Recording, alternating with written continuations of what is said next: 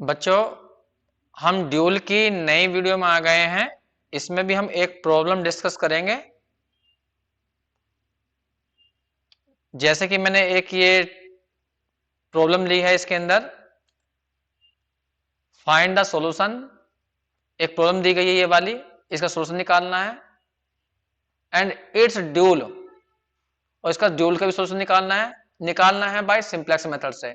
तो दोनों को कहा है उसने सोल्व करिए सिंप्लेक्स मेथड से, लेकिन हम एक का सॉल्यूशन देकर दूसरे का बता सकते हैं। तो देखिए, मैंने जिससे कि क्वेश्चन बहुत लेंथी ना हो जाए, क्योंकि दोनों बार सिंप्लेक्स मेथड लगाया है, तो थोड़ा सा मैंने पहले ही कर दिया है। ध्यान से देखना, ये ऑब्जेक्टिव फंक्शन है minimum Z P equal to ये। ड्यूल तुम बनाना जानते हो, ड्यूल मैंने ये बना दिया है इसका। ये मिनिमम में है तो ड्यूल बनेगा मैक्सिमम में।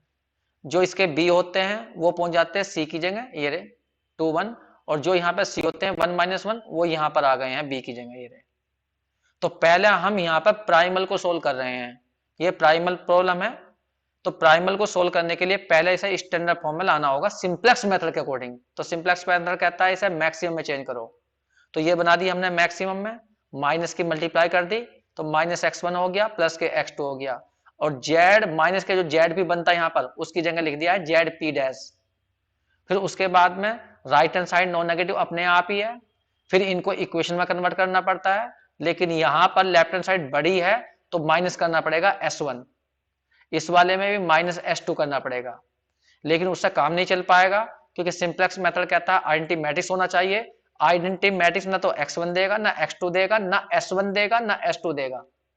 तो फिर हमें बताया था जब हमने आइडेंटिटी मैट्रिक्स अवेलेबल नहीं होता तो फिर हमें नए वेरिएबल जोड़ने पड़ते हैं, जिन्हें बोलते हैं हम आर्टिफिशियल वेरिएबल। तो हमने यहाँ पे दोनों वेरिएबल जोड़ दिए हैं, a1b और a2b।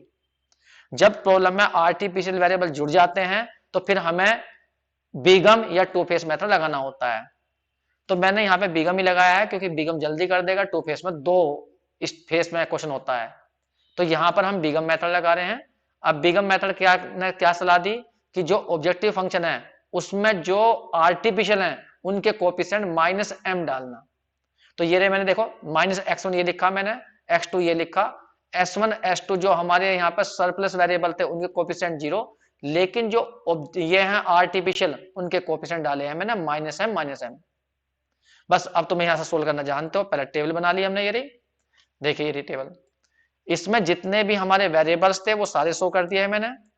एक मिनट में जरा ऊपर से दिखा देता नीचे को, ये देखो कितने वेरिएबल थे, देखो x1 था, x2 था, s1 था, s2, a1, a2 सारे लिख दिए रे।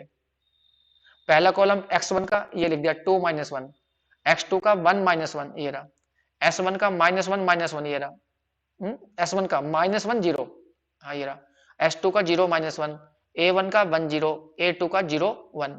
ऊपर लिख दिए सीजे मिलते हैं जेड ऑब्जेक्टिव फंक्शन से, ये रही ऑब्जेक्टिव फंक्शन। तो -1 यहाँ, +1 यहाँ पर, यहाँ 0 यहाँ 0, m का हो गया, इसका a1 का हो गया -m, यहाँ पर -m आ गया। बाकी बेसिक वेरिएबल तुम जानते ही हो, जो आइडेंटिटी मैट्रिक्स होते हैं, आइडेंटिटी मैट्रिक्स से कॉलम किसने बनाया, a1 ने, a2 ने, वो यहाँ लिख दिए, सीजे यहाँ लिख दिया, इनके ये लिख दिए, जेड जे निकाल दिया, डेल्टा जे निकाल दिया। अब इसमें देखिए क्या यहाँ पर सोल्यूशन मिला। यहाँ पर देखो, क्या सारे delta J less than equal to 0 आए, नहीं, ये वाला डेल्टा जे पॉजिटिव है, ये भी पॉजिटिव है। तो अब इसमें नया सोल्यूशन निकालना पड़ेगा, उसके लिए लार्जेस्ट चुनना पड़ेगा। तो लार्जेस्ट ये होगा हमारा, x1 हो गया इनकमिंग, तो xb को डिवाइड करना होगा x1 से। करो, xb 2/2, ये रहा 2/2, यहाँ पर जाएगा, इसको डिवाइड नहीं कर सकते क्योंकि ये नेगेटिव है, छोड़ देंगे। तो बस ये रेशो निकली, तो इसका मतलब a1 बाहर जाएगा और की एलिमेंट बच गया हमारा ये रहा। तो अब अगले टेबल में क्या करना, a1 को हटा देना यहाँ से, उसकी जगह x1 लाना, यहाँ x1 लिख दिया, कोएफिशिएंट ऊपर लिखा होता है -1, a2 यहीं रहेगा, a2, और यहाँ आ गया -m। फिर यहाँ पर देखो, अब हमें इस टेबल को चेंज करना होगा, चेंज करना तुम्हें आता है। पहले इस वाले को डिवाइड करेंगे किससे, 2 से। तो r1 को डिवाइड कर दिया हमने 2 से, तो यहाँ 1 आ जाएगा, यहाँ 1 आ जाएगा, यहाँ 1/2, यहाँ माइनस के 1/2, यहाँ 0, यहाँ 1/2।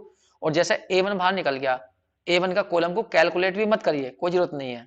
a1 के कॉलम को तुम छोड़ भी सकते हो, जो बाहर निकल जाता है आर्टिफिशियल वेरिएबल, बस केवल ध्यान रखना। तो यहाँ पर कितना जाएगा, 0। अब जैसे तुम्हें यहाँ पे 0 बनाना है यहाँ पर, तो इसे 2 से डिवाइड कर लो, ऐसा इसमें ऐड कर दो। तो R2 में क्या ऑपरेशन लगाओगे, R2 में ऐड कर देना 1/2 R1 करके। तो 2 से डिवाइड करा 1 1 में ऐड कर दिया, तो यहाँ बना 2 आ गया। यहाँ पर 0 हो ही जाएगा। यहाँ पर 1/2 करा, इसमें ऐड करा तो माइनस के 1/2 आएगा। इसमें 1/2 करा, ऐड करा तो माइनस के 1/2, यहाँ पर -1 आ जाएगा। यहाँ पर हमने छोड़ ही दिया है, यहाँ पर 1 रह जाएगा। बस फिर उसके बाद में फिर वही काम करो, जेड जे निकालो और डेल्टा जे निकालो। ठीक है, तो मैं जेड जे लिख रहा हूँ। देखो बच्चों, मैंने ये जेड जे भी निकाल दिया और डेल्टा जे भी निकाल दिया। ठीक है, अब यहाँ पे देखो सारे delta J less than equal to 0 हो गए, क्योंकि ये भी नेगेटिव में आ गया, -m, ये -m, ये -m, सारे delta J less than equal to 0 हो गए। बस सिंप्लेक्स मेथड रुक गया। अब सिंप्लेक्स मेथड के अनुसार देखिए आंसर क्या आया। यहाँ पे देखिए, since all delta J less than equal to 0, so optimal solution क्या बना, ऑप्टिमल सॉल्यूशन इज, यहां देखो x1 की वैल्यू 1 आई, ये आ गई, x2 नहीं है तो 0 आया, s1 भी 0 आया, s2 भी 0 आया, a2 की वैल्यू 2 आ गई, a2 की वैल्यू 2 ये आ गई है, ये खतरनाक आ गई। याद करो जब सिंप्लेक्स मेथड बताया था मैंने कहा था कि अगर आर्टिफिशियल की वेरिएबल की वैल्यू कुछ पॉजिटिव में निकल आई, या ये कह दीजिए आर्टिफिशियल वेरिएबल बी वाले कॉलम में रह गया, जब यहां रहेगा तभी तो इसकी वैल्यू निकलेगी।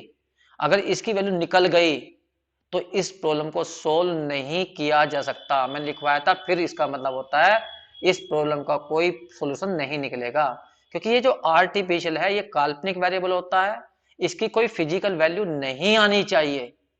इसकी 0 आती कोई दिक्कत नहीं थी, लेकिन 2 नहीं आनी चाहिए थी। तो ये शो करता है कि अगर आर्टिफिशियल वेरिएबल की वैल्यू कुछ आ रही है तो इस प्रॉब्लम को सोल्व नहीं किया जाएगा। कहने का मतलब x1 x2 की वैल्यू तुम ऐसी कभी नहीं निकाल सकते जो सारे कंस्ट्रेंट को सेटिस्फाई कर दें, नॉन नेगेटिव रेस्ट्रिक्शन को सेटिस्फाई कर दें, उन पर जेड मैक्सिमम भी आ जाए।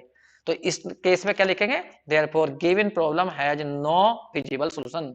गिवन प्रॉब्लम, प्राइमल की बात कर रहे हैं हम, गिवन प्राइमल लिख देता हूं, लो primal has no feasible solution, तो इसका कोई फिजिबल सॉल्यूशन नहीं आया।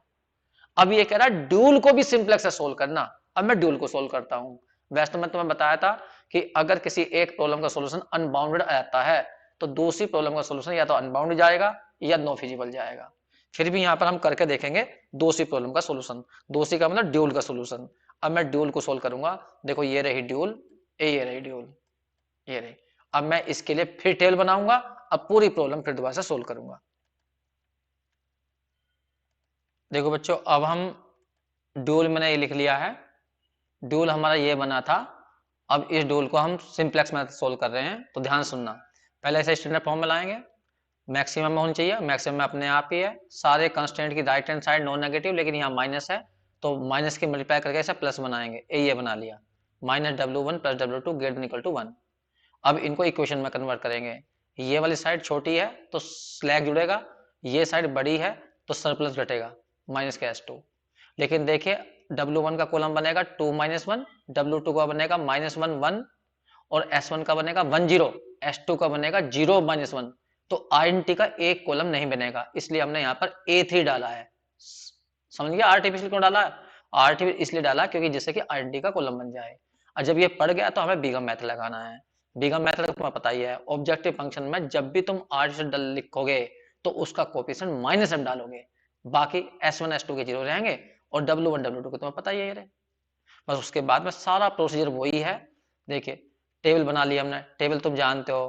पहले w1 के देखो, यहाँ पर w1 के हैं 2 - 1, ये लिख दिया 2 - 1, w2 के -1 1, ये लिखे गए, s1 के लिख दिए 1 0, s2 के लिख दिए और a3 के लिख दिए।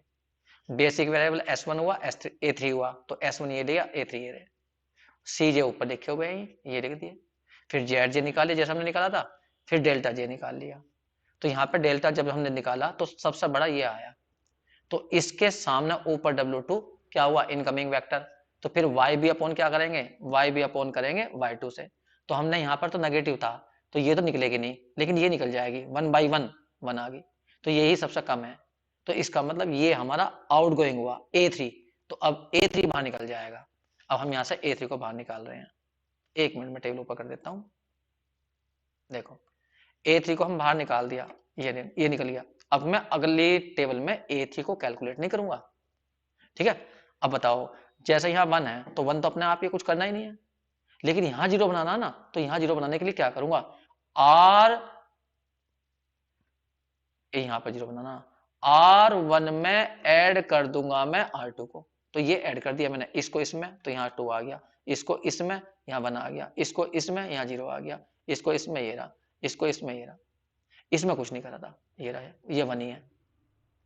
ठीक है, अब इसमें से कौन बाहर चला गया था हमारा A3, A3 का कौन आ गया W2, W2 आने के बाद फिर वही काम करो, फिर ZJ निकाल लिए और फिर डेल्टा जे निकाल लिए, लेकिन डेल्टा जे अब भी पॉजिटिव आ रहे हैं, तो फिर इनकमिंग चुनो, तो 3 सबसे बड़ा आया, तो 3 हमारा इनकमिंग हुआ। इसका मतलब W1 इनकमिंग वेक्टर है, W1 अंदर आएगा, तो बाहर कौन जाएगा, तो WB को डिवाइड करो इनकमिंग से, तो हमने WB को डिवाइड करा W1 से, तो ये रहा WB, ये रहा इनकमिंग, ये रहा, तो 2/1 ये रहा, लेकिन ये नेगेटिव है, यहाँ पे डिवाइड नहीं करेंगे तो मिनिमम रेशो नहीं निकलेगी। अब की बार आउट गोइंग ये वाला हो जाएगा, कौन, S1, आपका S1 बाहर निकल जाएगा, तो की एलिमेंट ये बनेगा, क्योंकि इनकमिंग आउट सॉरी इनकमिंग का तो कॉलम और आउट गोइंग की रो होती है, तो उसका इंटरसेक्शन होता है की एलिमेंट, ये पिवोट एलिमेंट भी कहते हैं, तो ये बना गया।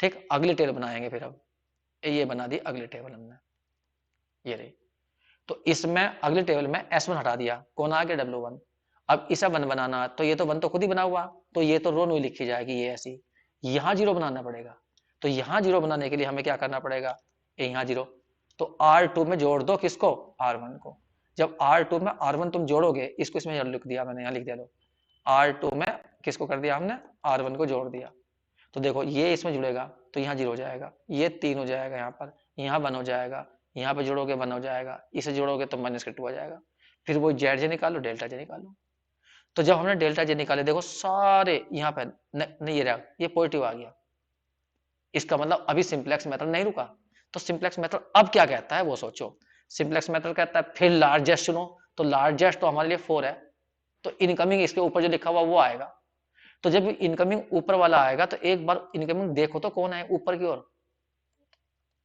ये रहा, 1 मिनट में यहाँ जरा जल्दी से ऊपर पहुंच गया, ज्यादा ही इधर थी टेबल हमारी, ये रही, ये रहा, ये था हमारा इनकमिंग, ऊपर देखो कौन लिखा हुआ था, S2 लिखा हुआ था, S2, तो S2 इनकमिंग है, ये रहा, तो मुझे यहाँ पे मिनिमम रेशो निकालनी पड़ेगी, क्या, WB को डिवाइड करना होगा S2 से, WB को डिवाइड करना है S2 से, करो इसको इससे डिवाइड करो, लेकिन ये तो नेगेटिव आ गया और यहाँ पे भी नेगेटिव आ गया, ये तो इसका मतलब मिनिमम रेशो निकलेगी नहीं, तो यहाँ खतरा पैदा हो गया।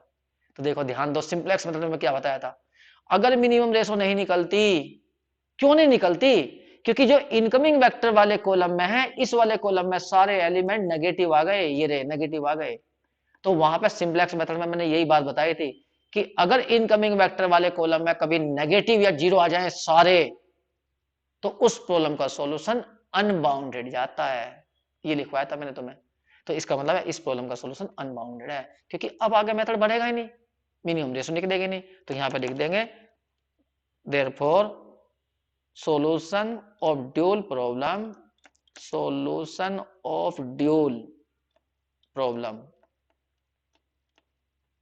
इज अनबाउंडेड, बस ये क्वेश्चन कंप्लीट हो गया। तो दोनों मेथडों में कुछ नहीं करा, जानबूझ के उसने पूछा था कि भाई दोनों को सिंप्लेक्स से सोल्व करना, इसलिए क्वेश्चन महंगा पड़ गया है, ये कोई बात नहीं, ये रहा, एक बार नोट कर लेना, इसको छोटा कर दिया मैंने, केवल अब ये ड्यूल वाली प्रॉब्लम सोल्व लिखी है मैंने, ये ड्यूल प्रॉब्लम है, ठीक है, एक बार में तो नहीं आएगा, जब स्क्रीनशॉट लोगे तो 2 बार में तो करना ही पड़ेगा, या और छोटा कर देता हूँ लो मैं से, फिर तुम्हें दिखाई देने का भी है,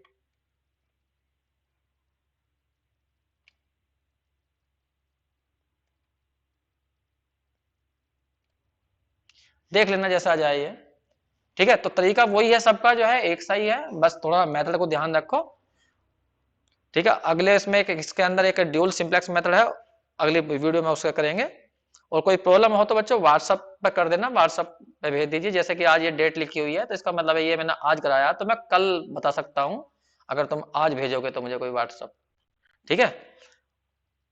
थैंक यू बच्चों।